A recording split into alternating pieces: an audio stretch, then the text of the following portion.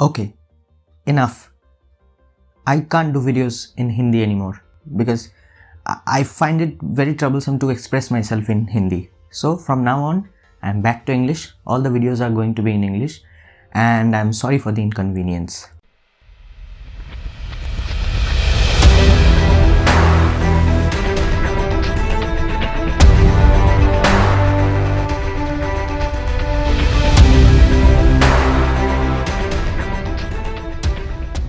Today's video's topic is it is going to be a series where I'll be talking about better DSLRs and mirrorless cameras which you can buy for a particular price range.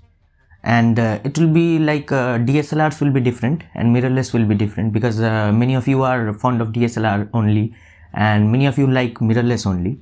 So that is the reason I wanted to keep both of them apart. So in this video, the price range will be 50,000. So within 50,000, what is 50?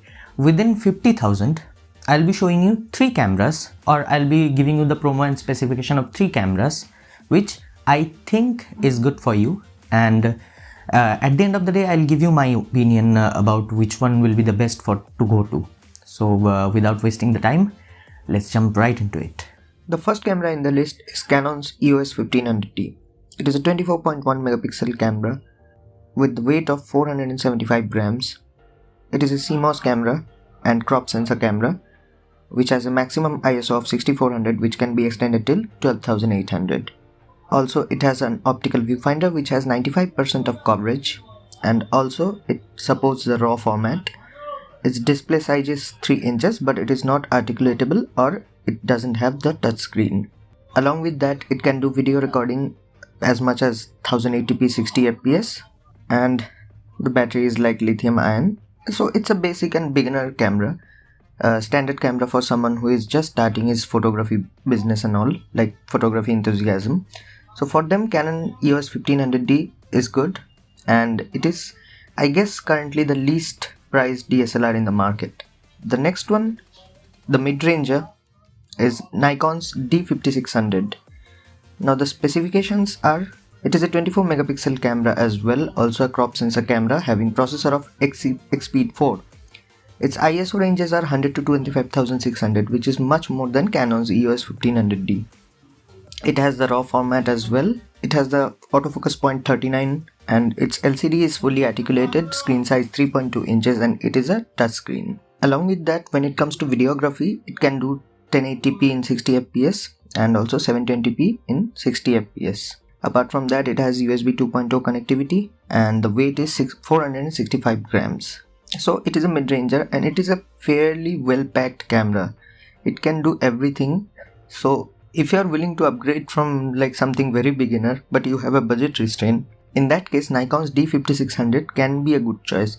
And if you are into like landscape photography, I'll tell you to go with Nikon. Now the last one, as the most interesting one, is Canon's EOS 200D Mark II. Now it is priced a bit much than 50,000, the threshold price. It is priced at around 52,000, but the specs are so good that I had to keep it in the list. So it is a 24 megapixel camera as well, having the image processor of DGK8, which is the latest one. Also it has like RAW and CR2 RAW and CR3 RAW. It has a 9-point autofocus system, and also it carries the Canon's legendary 49 dual pixel autofocus. And apart from that, it can do 4K at 25 frames per second, Full HD at 60 fps, and HD at 60 fps or 24 fps. It can do time-lapse movies as well in 4K. Also it has the ISO range of 100 to 25,600, which is the most, and it can be extended till 51,200. Also its LCD is fully articulated and it is touchscreen and it has touch to focus. Apart from that, it has 2.5mm remote control jack and also 3.5mm microphone jack. It has HDMI Type-C and USB Micro B. Its weight is only 449 grams, so you can use it as your vlogging camera as well. So that will be all for these 3 cameras. So as I have shown you all the 3 cameras, now it's come to my opinion. Now I'll not be particularly... Now I'll not be a diplomatic person like others and tell you that I have given you all the specification and go for whichever you like. because that actually defeats the purpose of this video, right? Because you are here, I'm assuming that you want my opinion about which camera is best. So if I just give you the specification and tell you that now it is up to you, whichever specification you like, you buy that camera, you could have done that by just googling the specification of camera and deciding yourself. So what is the point of this video? So in my opinion, I think Canon 200D Mark II is perfectly fine for you, and it is the best choice if you have the budget for that. And because of all the specification, as you see, they are absolutely new and they are new generation, and the Mark II variant is absolutely new variation of the Canon 200D line, and it is a beast actually.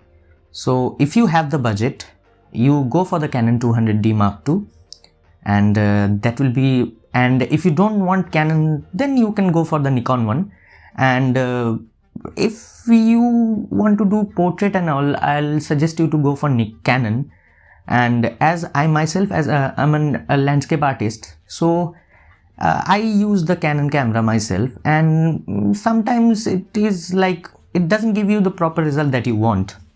But mind it is only like 51 to 49 the ratio. So if that 1% matters to you, then for landscape, if you want to buy a camera, go for the Nikon one. But at the end of the day, I don't think the Nikon one is even comparable to Canon 200D Mark II. So in my opinion, Canon 200D Mark II is the perfect camera within the budget range of 50,000 or 52,000 for that matter.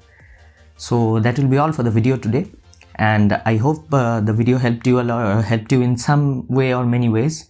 And if it did, do like the video and comment down whichever camera you have chosen for that. And if you have any other camera in mind, the next video will be on mirrorless. And most of all, subscribe. If you do not subscribe, I am not lighting up my background anymore. And that will be all for today. Thank you.